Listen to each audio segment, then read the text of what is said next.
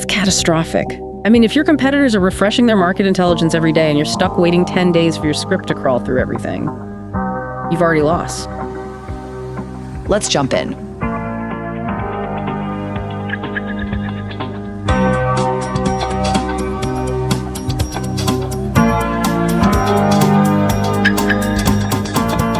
So if you're out there, trying to optimize a huge multi-billion parameter language model, or maybe you're fine-tuning a really cutting-edge computer vision system, Yeah. the one crushing dependency we all have, data. And not just any data. We're talking massive, high quality, and freshly sourced data. It really is the paradox of modern AI, isn't it? We have these incredibly intelligent models, but the actual infrastructure to, feed them reliable information, it feels like it's stuck in the digital Stone Age. Right. Anytime your script tries to scrape the web at any kind of scale, you just get hit with a 403 forbidden or a CAPTCHA, or you get rate limited. It's constant. Welcome back to this deep dive from the BetterAIBots team. Today we're going past the marketing slogans and really digging into the essential infrastructure, the stuff that underpins any serious data collection effort today. For anyone who's ever wrestled with proxies and anti-bot systems, this one's for you.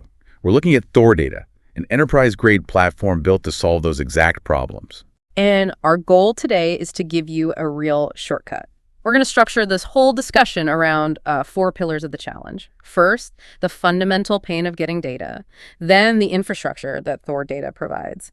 Then we'll get into the technical secrets, how they actually bypass all those roadblocks. Yeah. And finally, the practical solution for scaling your AI needs. Oh, let's start there with the pain point. If I'm a data science team for, a major bank or an e-commerce platform trying to track competitor pricing, you can't rely on some small, brittle script.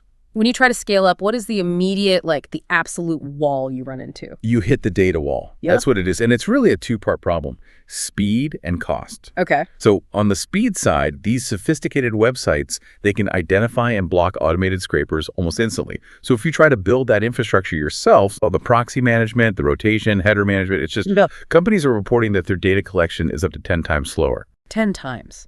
That's catastrophic. I mean, if your competitors are refreshing their market intelligence every day and you're stuck waiting 10 days for your script to crawl through everything, you've already lost. You've lost the game before you even start training the model.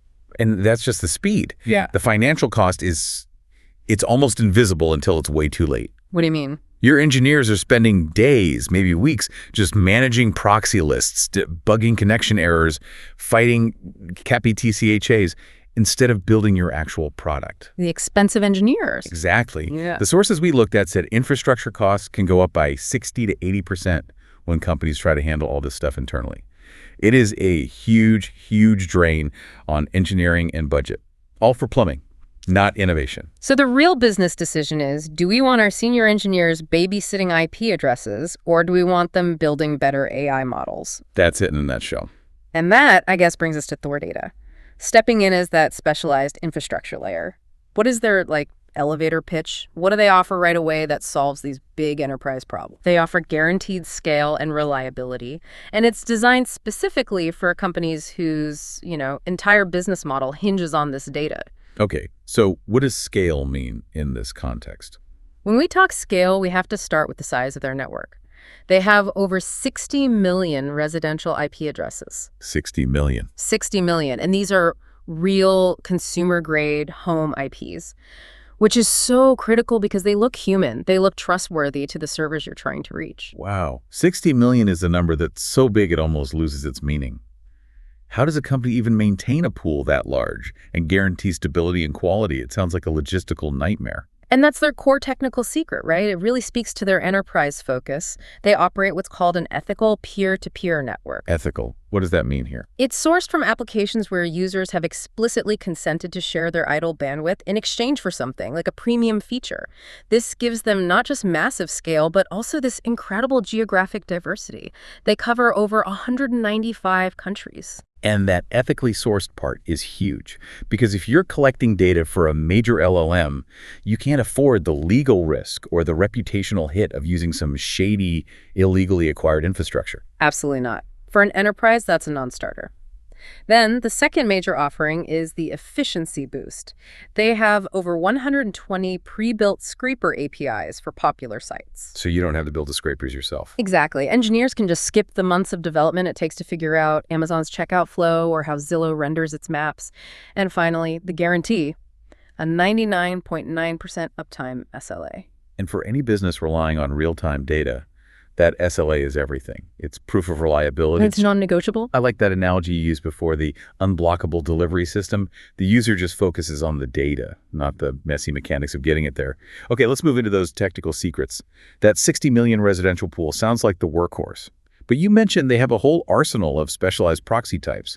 Why would a serious data scientist need more than just those residential IPs? Right. So this is where it gets really, really interesting, especially for specialized AI training or competitive monitoring.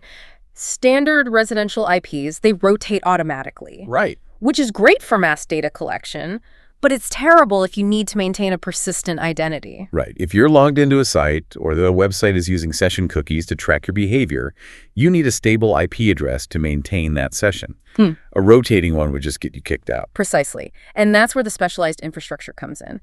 They offer what are called static ISP proxies. Okay, what are those? These are IPs that are registered to an internet service provider, but they're dedicated to you, the user. So this gives you a consistent, highly anonymous identity that can bypass even the toughest targets that require you to have sustained access. Think complex login pages or long-term behavioral tracking. And what about the mobile proxies? I'm guessing that's critical for anyone building apps or monitoring mobile-first e-commerce sites. Absolutely. The mobile proxies use real 4G and 5G mobile IPs. A lot of apps and services use geofencing, or they'll serve completely different content depending on if the request is coming from a mobile carrier versus a home ISP. Wow. So if you're training a model on, say, mobile search results or app review data, you have to simulate real device access. Only a mobile proxy can do that reliably. So that covers the muscle, the networking side. Yeah. Let's pivot to the brain. The 120 plus scraper APIs. I mean, building a scraper isn't just about avoiding an IP ban, right? It's about decoding the website's whole structure. How do these APIs speed things up? They speed it up by just eliminating the reverse engineering effort. A scraper for Amazon isn't just a list of IPs. It's a complex script that knows how to click buttons, handle pagination, and structure the output data correctly. ThorData has already coded that logic for 120 popular platforms. Like e-commerce, real estate. E-commerce like Shopify and Amazon, real estate like Zillow and Redfin, and, crucially, search engines through their SERP API. The SERP API sounds fascinating for anyone doing competitive intelligence. What's the efficiency play there? With the SERP API, you only pay for successful responses. You don't get billed for connection errors, for CAPTCHA failures, or for timeouts. You are literally just paying for the successful search result data that comes back. It's a pure efficiency play. And what about the undisputed champion of anti-bot measures today, which is dynamic content? Sites built on React or Angular that are all JavaScript. Traditional scrapers just see a blank page. Right, an empty HTML shell. How do they handle that? That's handled by their flagship tool, the Universal Scraping API. This thing doesn't just send a simple request. It runs a full headless browser environment. It automatically handles all the dynamic JavaScript rendering. It waits for elements to load, and it even manages automatic CAPTCHA bypasses. So it's basically acting like a real person using a browser. Exactly. It simulates real user behavior, but without the data scientist having to manage heavy frameworks like Selenium or Puppeteer themselves. For the modern web, this tool is the key. Okay, let's shift focus to our listeners, the BetterAIBots community. For the teams building massive multimodal LLMs, what infrastructure does ThorData offer for that kind of high-volume, high-quality AI training data? Because quality is everything there. The requirements are just different, right? Because the data isn't just text anymore. It's often visual or auditory.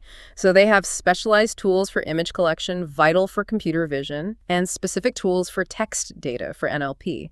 But most notably, they've built a dedicated infrastructure for video data. Video data, that has to be incredibly bandwidth intensive. That sounds like it would require a completely custom solution. It does. They have a video data scraper, and this is critical, they offer prepackaged, ready-to-use video data sets. So you don't even have to do the scraping yourself. You skip the collection phase entirely and jump straight to training your model. The source material mentioned being able to access data streams from over 6 billion original videos. Yeah, across 700 million unique channels, all specifically curated for training the next generation of LLMs and multimodal models. It's a massive time-to-market advantage.